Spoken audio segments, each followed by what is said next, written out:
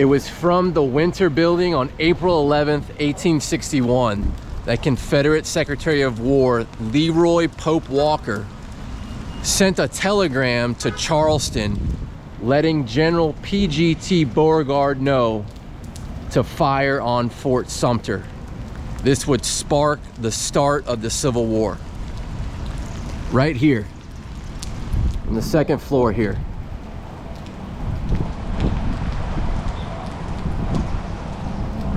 So we're just stopping in Montgomery for the day, but we are actually headed to Charleston, South Carolina. So next up, Fort Sumter.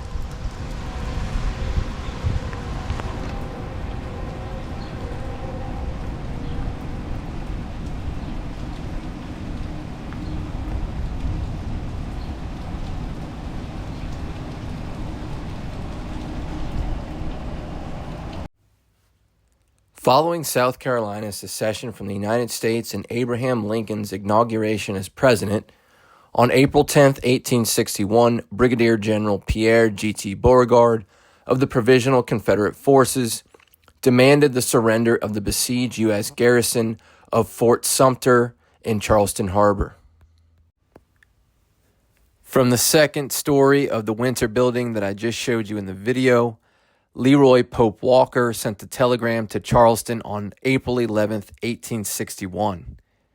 It stated, General Beauregard, Charleston, do not desire needlessly to bombard Fort Sumter.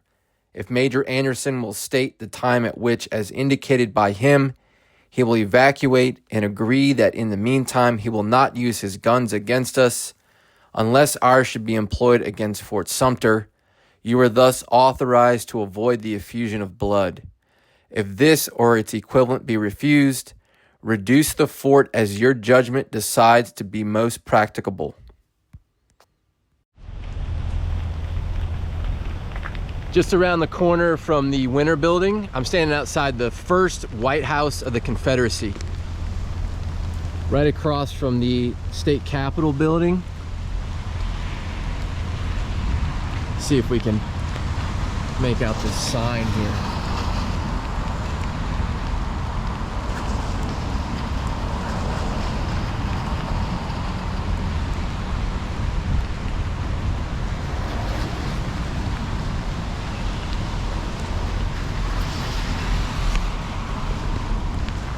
The gate's locked. I think usually you can walk in here and do a self-guided tour, but it's all locked up.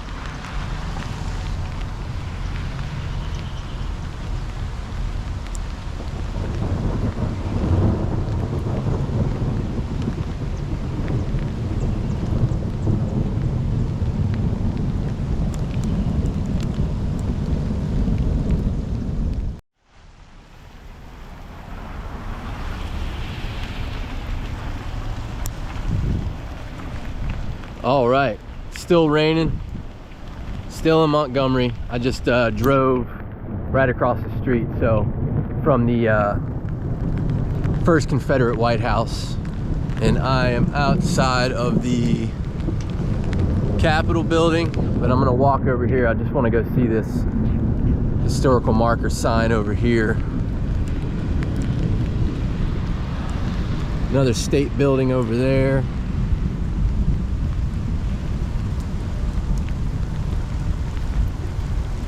Let's see what this says.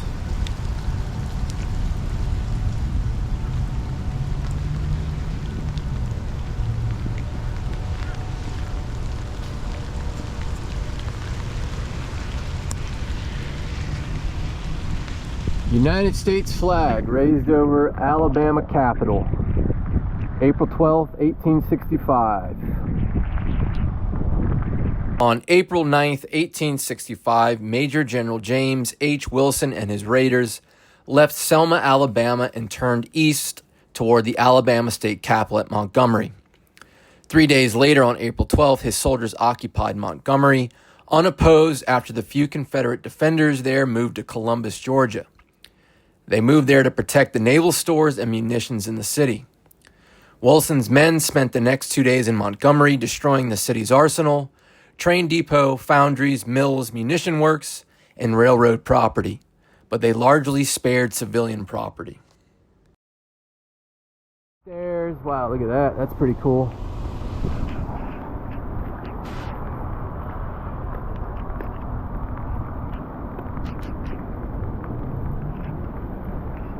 I remember coming here years ago, and I remember seeing a statue of Jeff Davis, and I think this is it right here. Yeah.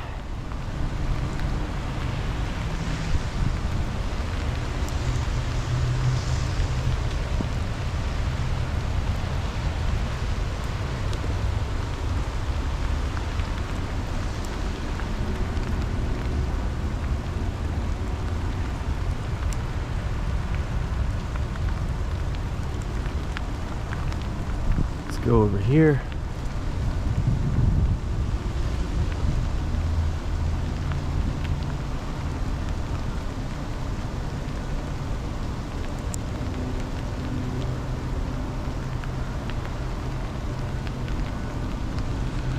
I'm just gonna walk over here, see what's going on. Pretty cool building. I mean, that's really nice. Check that out.